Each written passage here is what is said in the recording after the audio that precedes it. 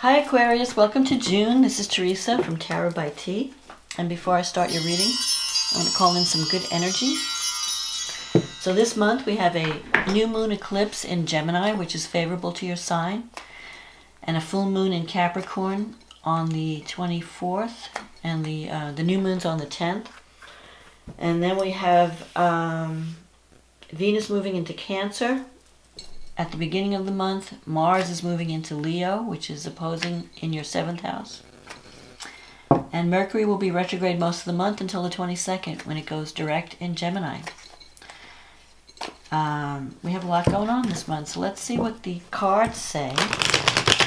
What does Aquarius need to know about love and relationships for the month of June 2021? What does Aquarius need to know?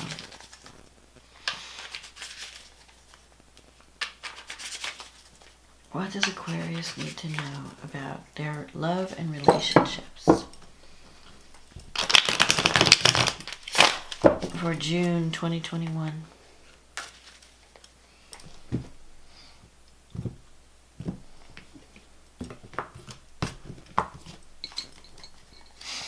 Let's see what we have. The Queen of Pentacles, the Ten of Swords, the Four of Swords, the Knight of Wands, the Six of Pentacles, the Queen of Wands, the Fool,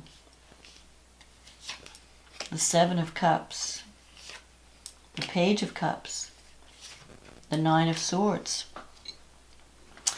and the Five of Swords. Okay, so you're starting the month off with the Queen of Pentacles crossed by the Ten of Swords. So the Queen could represent your energy in a sense that you're looking for something more stable in a relationship. You're looking for security. Because the Queen energy, the Queen of Pentacles energy, is someone who is very down to earth, looking for security, stability, and looking to the future. You're turning your back on the past. The Ten of Swords, something may be coming to completion or end. I feel like you've been going through a difficult time, but you're coming to the end of that period, and you may be choosing to cut your losses and move on. Because the Ten of Swords, the Nine of Swords, the Five of Swords, the Four. Something is completing in your life. Something is coming to an end. Some hardship, some difficulty. The struggle is over. Because when you get to the Ten of Swords, it's like you're like at the end of your rope. You're like, I just can't give this any more energy. I'm just done. I'm done. I'm not going to I'm not going to worry about it. I'm not going to have sleepless nights over it. We have the Four of Swords here. And the Five of Swords. So you could be healing from something. You could be taking time out to think and to heal. Maybe you've decided to let go of someone or something that's no longer serving you. You have the Six of Pentacles here. This is a card of an imbalance in the give and take in a relationship. The Five of Swords is waking up and realizing this is dealing with a toxic situation. And you're realizing, like, you know what, I can't fix this. No matter how much energy I put towards this relationship or this situation, I can't fix it. I can't, I can't do anymore. I'm done. And I need to cut my losses and move on. So you're like realizing either I have to accept this person or this situation for what it is, and knowing that it's never going to change, or I need to walk away. And so I feel that that's the choice you're going to have to make this month. What do I need to release? What is draining? Have I reached the end of the line with, where I just can't do anymore? I can't fix it. And to stay would be just more draining and worrisome. And, you've got this Knight of Wands energy. That can come up when it can mean a change of residence or a change of job or just moving. You're ready for a new adventure. You might be moving into a new environment, moving into a new job, moving away from a relationship. This could also represent someone in your life who, although they bring excitement, they are not reliable. The Knight of Wands energy, when it's a person or a romantic partner, can be a little bit of a heartbreaker. They promise everything, they're fun when they're around, but they're very flighty. They're here today and they're, everything's fun, everything's great, and then they're out, they're gone. And they don't always, fulfill their promises. They don't always hold up to the bargain. They, promise everything, deliver nothing kind of person. So you may be fed up this month. If you're in that kind of situation, you might be thinking, you know what, I'm fed up. I'm tired of false promises. I'm tired of trying to fix something that's broken. I think I'm just going to cut my losses and move on.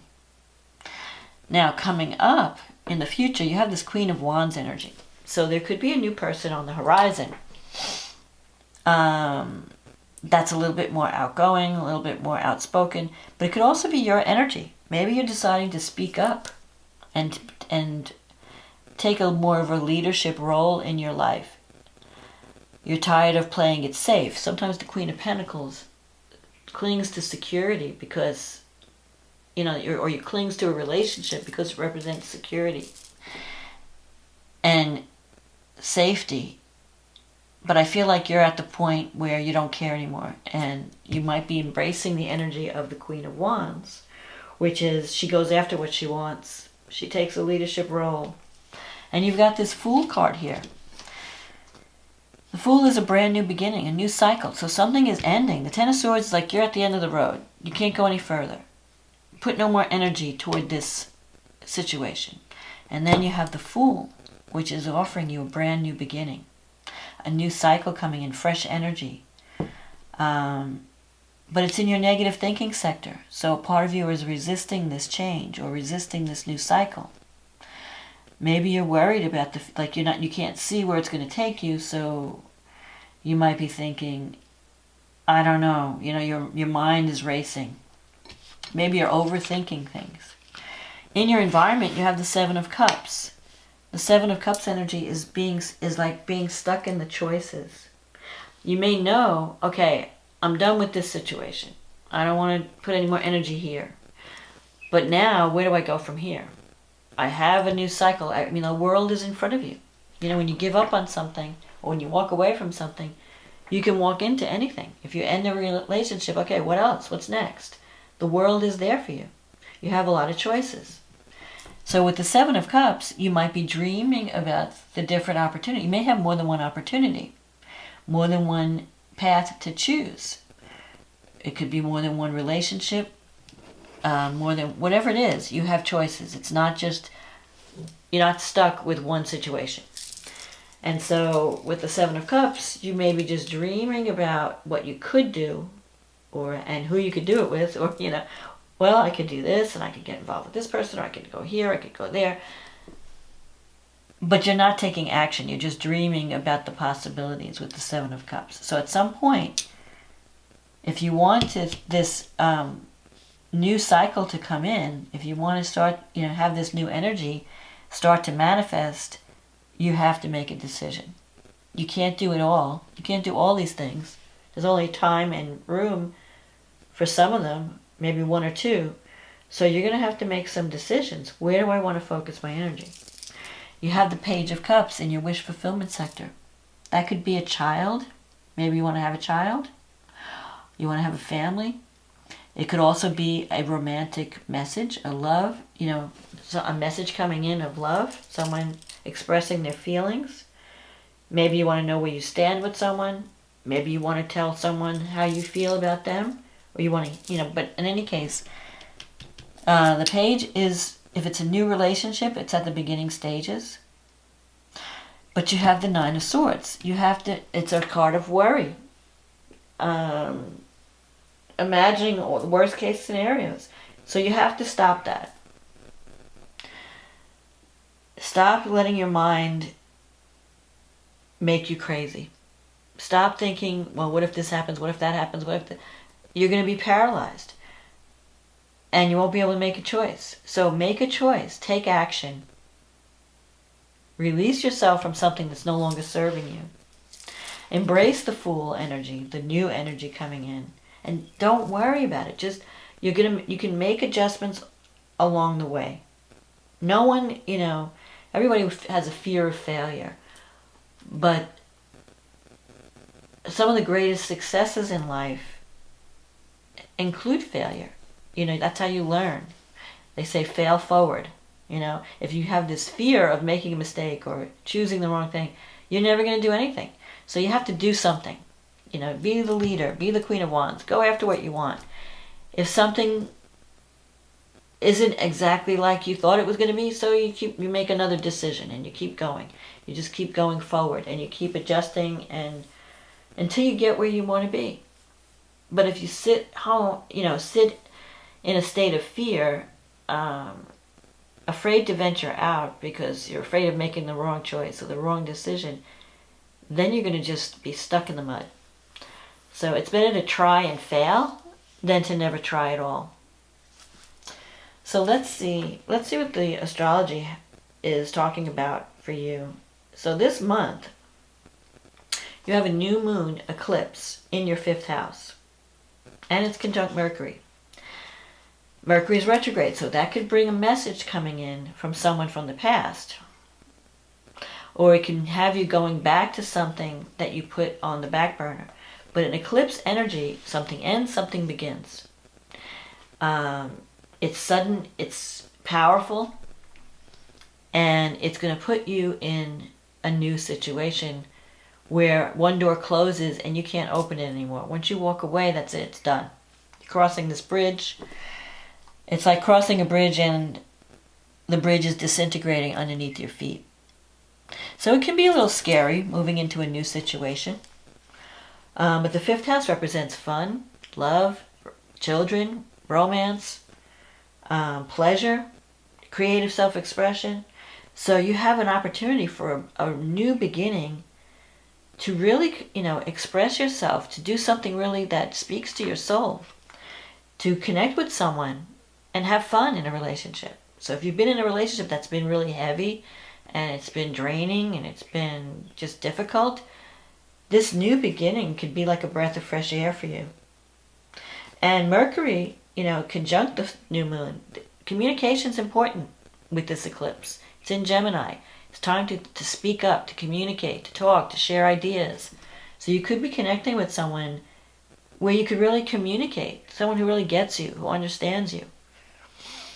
Now Mercury is squaring Neptune. This is the only challenge, one of the challenges.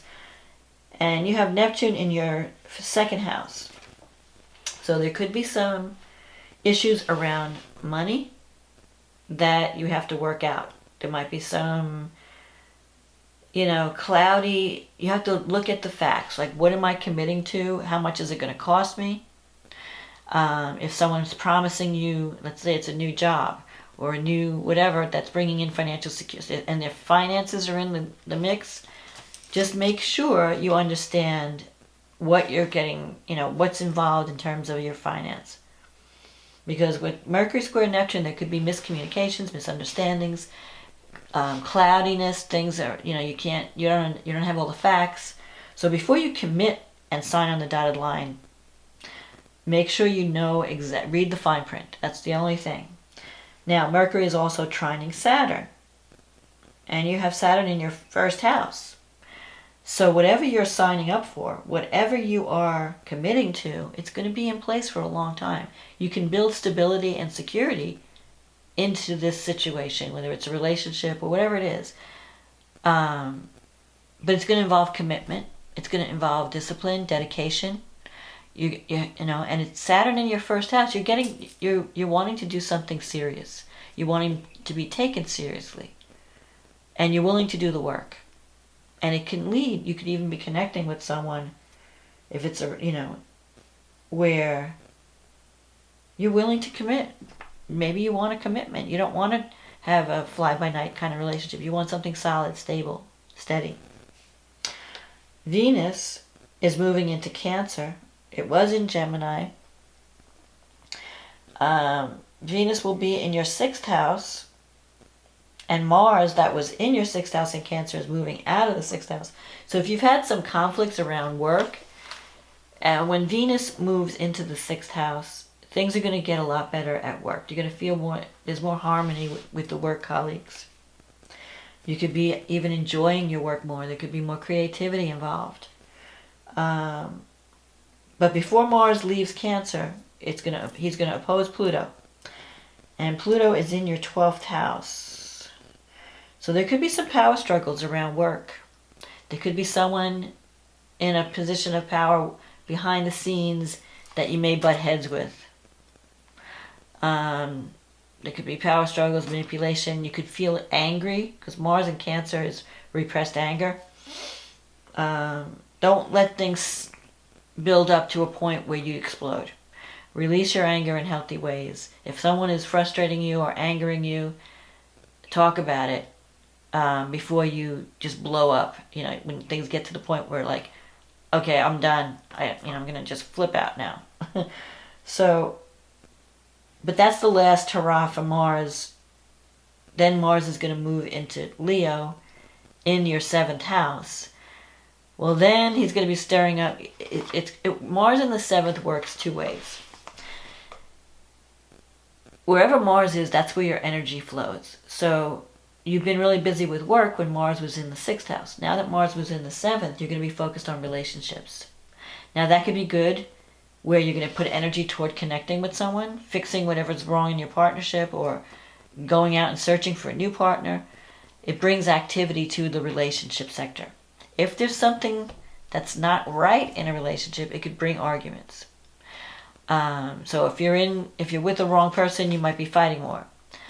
If you're with the right person, you might be taking a different, being more active together. So, but Venus in the 6th is going to bring harmony to work and your colleagues and your work, your day-to-day work situation. Now, Venus is going to sextile Uranus in the 5th house. So, let's see, where is Venus? Venus is in your 6th house, and Uranus is in the 4th house. I'm sorry. So there could be some surprise developments in your home that have something to do with work. Like you could connect with, like when Venus is in the 6th, you could have, if you're not dating anyone or if you're not in a partnership, you could meet someone through the work that you do. Uranus in the 4th, and it could be sudden. Uranus in the 4th, someone could move in, you could move out. I mean, there's a lot of activity around the home. Your home life may feel unstable. So, like if you decide to connect with someone and you decide to move in together, someone's either moving in or you're moving into someone else. There could be a lot of changes going on in the home. Maybe you're doing work around the house because this new partnership, you want your house, you're fixing up your home. So then we have the full moon in Capricorn, and that's in your 12th house, and the sun is in your 6th house. So something is coming to completion around a work project. The 6th house is work. It's also your health. So if you've been healing from something or under the weather, you could be feeling better. You could be finding a solution. Maybe you're realizing I need to take better care of my health. I need to not work as hard. I need to give myself some self-care, some downtime. Because the 12th house, having the moon there, it's almost like you need to deal with your emotions. You've been stifling your emotions. 12th house has to do with psychological things, the way we self-sabotage, our hidden blocks, negative self-talk. And you have Venus in the 6th opposing Pluto in the 12th. So there could be some, you might be dealing with someone like a manipulator or someone who is, because when Pluto and Venus get together, there's jealousy, there's power struggles, manipulation. There could be someone working behind the scenes who's jealous of you and your accomplishments.